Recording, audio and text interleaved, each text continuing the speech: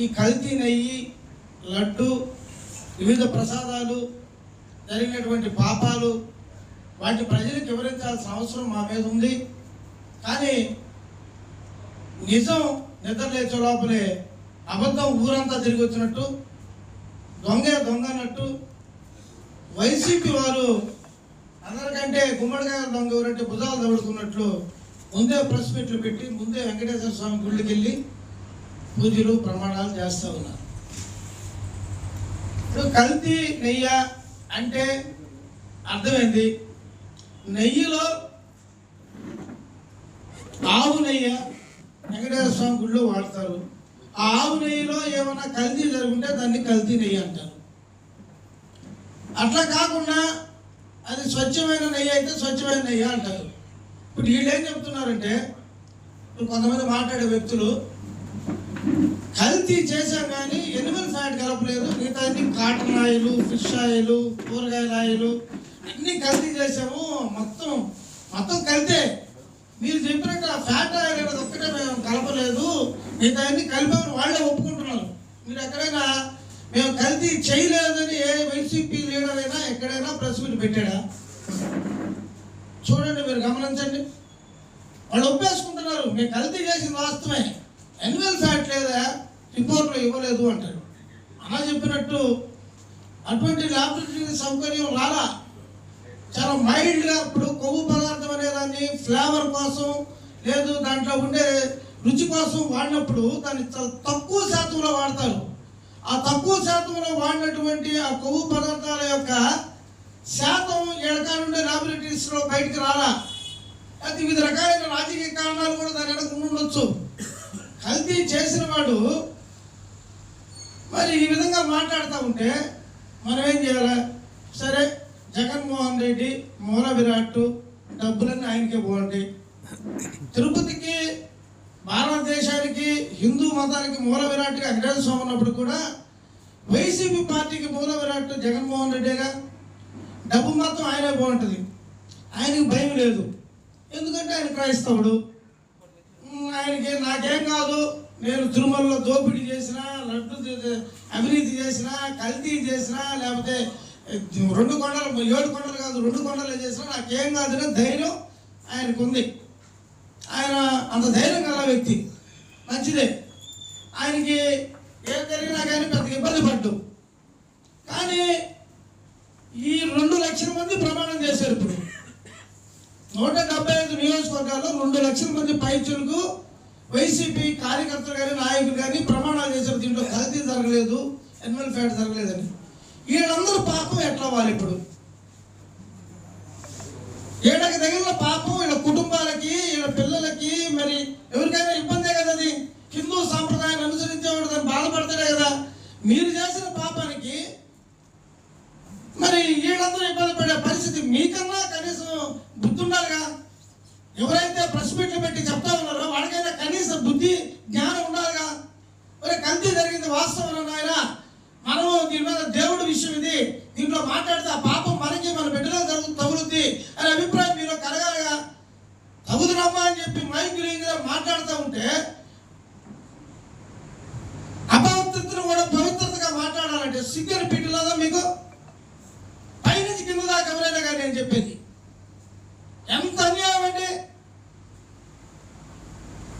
ఏ మత ఆచారం దానికి ఉంటుంది, ఏ సంప్రదాయానికి సంబంధించి సాంప్రదాయం ఉంటుంది.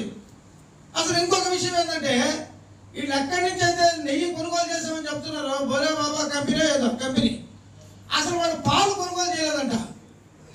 భారతదేశ చరిత్ర, ప్రపంచ చరిత్రలో పాలు లేకుండా నెయ్యిని తయారు చేసిన అంత మన జగన్మోహన్ రెడ్డి. పాలు లేకుండా నెయ్యి ఎక్కడ చూసారంటే ఇది ఎక్కడ చూసారా?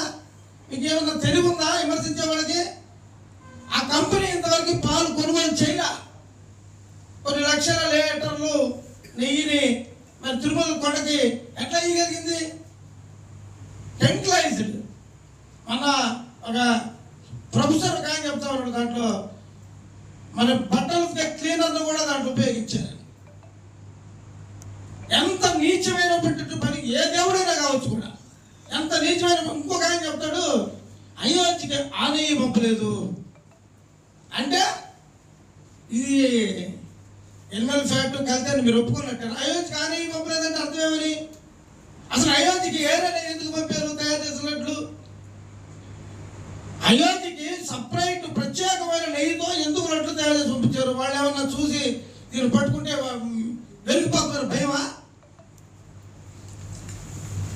ఇంత నీచమైనటువంటి ప్రవర్తన, ఇటువంటి నీచమైన పార్టీ ఆంధ్ర రాష్ట్రంలో ఉండకూడదు. ఇటువంటి పార్టీని తరిమి కొట్టాల్సిన అవసరం హిందువులకే కాదు, ప్రతి మతానికి. ఇతను దొంగ క్రైస్తవుడు, క్రైస్తవుడు కూడా చెప్తా ఉన్నాడు, ఇతను దొంగ క్రైస్తవుడు.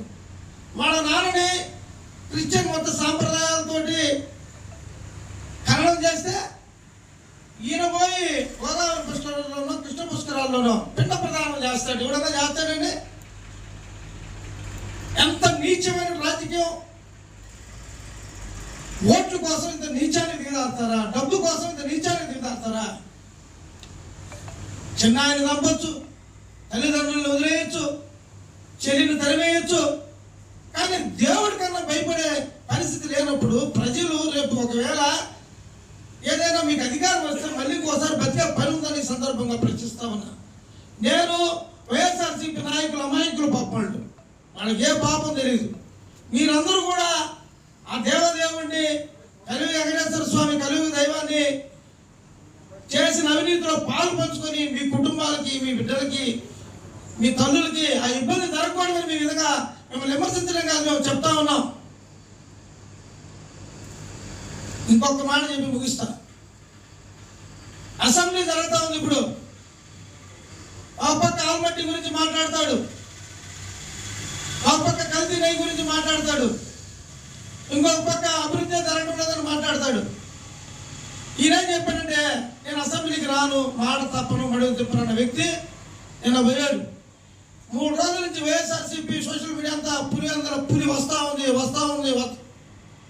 అసెంబ్లీలోకి, పార్లమెంట్లోకి పులులు పోతాయి. ఎక్కడన్నా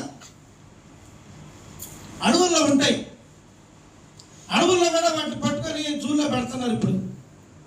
మరి పులి అసెంబ్లీలోకి పోతే మరి ఎవరిని కలిసింది, ఎవరిని చంపింది? 11 నిమిషాల్లో బయటకు వచ్చింది. నువ్వు నిజంగా ప్రజలకు మేలు చేసేవాడు అయితే అది పెద్ద వేదిక, దానికంటే వేదిక మరొకటి లేదు. నీ ప్రజా సమస్యల్ని, ఈ కల్తీ నెయ్యిని, లేకపోతే ఆల్మట్టి డ్యామ్ ఎత్తు, తగ్గులు, పెంచులు, నీళ్లు, రాయలసీమకి ఎత్తిపోతల్ని ఇబ్బంది చేసిన అంశాలని అక్కడ నువ్వు చెప్పగలగాలి, ఉండాలిగా. నేను ప్రతిపక్ష నాయకుడిని కాదు, నాకు టైం ఇవ్వను అంటారు. టైం ఇవ్వకపోతే అది కూడా అక్కడ తెలుస్తుందిగా. ఒక్క శాసనసభ్యుడు ఉన్నా ప్రతిపక్షమే, ప్రతిపక్షం కాకుండా ఉండదు. ఒక్క వ్యక్తి ఉన్నా కానీ వేరే పార్టీకి సంబంధించి వాడు ప్రతిపక్షమే అవుతారు. 11 మంది ఉంటే ప్రతిపక్షం కాలేకపోయేది ఏముంది?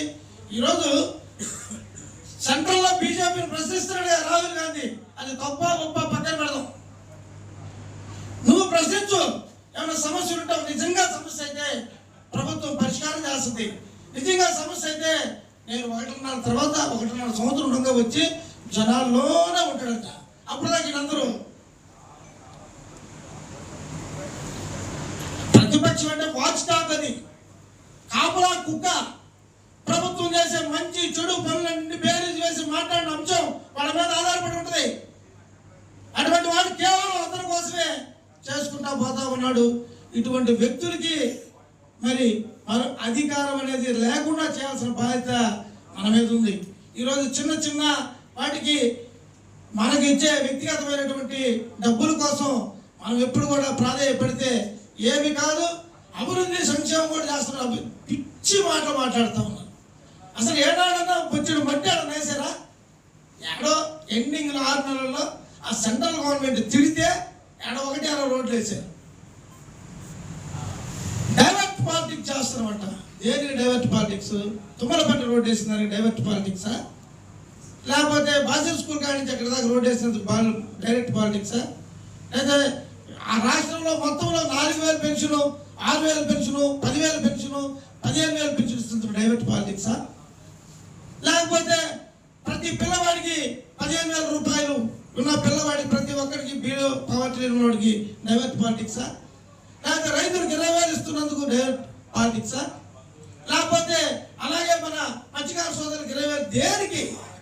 ఇన్ని పథకాలు ఎవరు చేస్తున్నారు? ఇంత అభివృద్ధి ఏ ప్రభుత్వం చేసింది? 2014-19 మధ్య కానీ ఇప్పుడు కానీ మీ బతుకి ఏడన్నా బొచ్చుడు పట్టేసిన పరిస్థితి ఉందా? ఈ సందర్భంగా తెలియజేస్తూ మరొకసారి కల్తీ మీద మాట్లాడే ఆ మహాపాపాన్ని మీరందరూ చుట్టుకోవద్దని, ఆ పాపం దగ్గర ఎట్ట పోతాడు, దయవించి మీరు కూడా వాడి జోలికి పోవద్దని సందర్భంగా మన చెప్పినట్టు చెప్తూ సెలవు తీసుకున్నాను.